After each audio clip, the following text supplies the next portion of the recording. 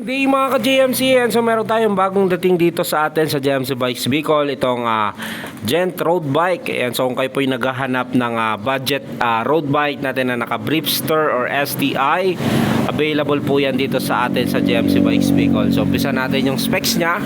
Ito po, available po ito sa dalawang kulay. Ito po ay white, glossy white, pero available din po ito sa matte gray black. Ayan, so dito sa frame nya po ay alloy na po yan. Ayan, so kung mapapansin nyo po, glossy po yan.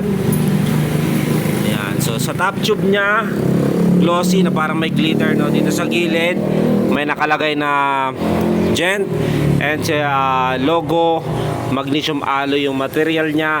Top tube nya po ay size 56, naka smooth weld na rin po yan. Down tube, ito po yung Gent na brand. And seat tube nya, ito po ay 52, and aero na rin po yan, no? So smooth weld, so wala kang bakas ng kahapon na pinag-weldingan, ano? So sa kanyang seat stay, napakaganda, napakalinis.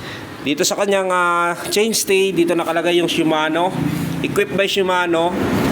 And aero seat post, alloy na po yan. Stock pedal, soft saddle. Sa saddle niya makapal and malambot. And then syempre may labasan ng utot, pero yan po ay may salaan na. Ayan, so dito naman tayo sa kanyang drivetrain. Sa kanyang FD, ito po ay naka-brace on. And L2 R5 yung kanyang FD. So ito po ay 2x, syempre FD. Halotech crank, L2 yung ginamit sa kanya. L2 Wind, Halotech. Ayan, so kung mapapansin nyo, nakikita yung may lagusan papunta sa mundo nila Eugene. Ayan, so ito alloy crank na rin po yan. 9-speed na chain. Tingnan natin yung brand, no? Wala masyadong brand, pero ito, KMC pala, nakikita ko na. And RD nya is Alto R5, 11 speed, 9 speed, 11 to 28 teeth. Hub na ginamit sa kanya ay Feiwafu. Ayan, so Feiwafu alloy po yan. Then cassette hub. Ito po ay 24 holes and alloy rim, 38 mm. Kenda Clawson yung kanyang gulong. Ito po ay naka-gum wall. Ito po ay 700 by 28C. Ayan, so road bike siya. Pwede mo rin naman siyang gawing gravel bike sa mga gusto. Yan, malakwak pa naman yung clearance niya dito. I think kaya nito hanggang 35C, no? Pero syempre, ito po ang setup niya po ay pang road bike. Sa mga gusto lang naman gawing malapad yung gulong, pwede po siya hanggang 35C. I think pwede. Pero sa mga nagtatanong kung pwede hindi na magpalit ng rim, pwede naman po yon. So ang papalitan nyo lang po dito yung gulong and yung mismong tube nya. Ayan, so dito naman tayo sa kanyang harapan. So sa kanyang head tube, dito yung nakalagay yung kanyang logo na Gent. Ball bearing pa po yung nakalagay dito. And 44-44 yung size niyan. Alloy yung kanyang stem. Gent ang brand. Drop bar niya, naka-aero. Bar tape niya, napakaganda ng bar tape niya. Bripster STI L2 R5. Yan, ito yung shifter sa likod, sa kanyang sprocket. Ito naman sa kanyang crank, L2 R5. Ito yung brake sa harap, brake sa likod. Alloy yung kanyang fork.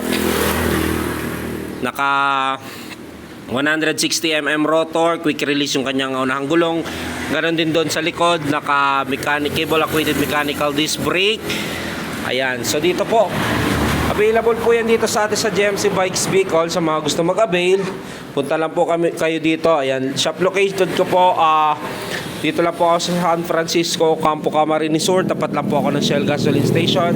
Pwede nyo po yan i-Google Map JMC Bikes Bicol. Napakarami pong pagpipili ang bisikleta dito. Ayan, so dito and sa mga mountain bike, no? So available din tayo dito sa yung Gent natin. And once again, Gent road bike, Gent 125 road bike, naka-alloy frame, size 52-56, 52 yung top tube, set tube, 56 yung kanyang top tube, 70 mm yung kanyang stem, alloy yung kanyang drop bar, size 40. Ayan, so 38 mm rim, 700 by 28C yung kanyang gulong, Halotech crank, 11 by 28 teeth, 9 speed na sprocket, 24 holes na alloy na po yan. Okay, so yan lang po yung update nito sa atin sa Gent 125 Aero Road Bike. Ito lang po yan sa JMC Bikes Bicol. Price po niyan is 15,000 pesos. May discount pa po once na nag-walk in po kayo dito sa atin sa JMC Bikes Bicol. Thank you po and God bless.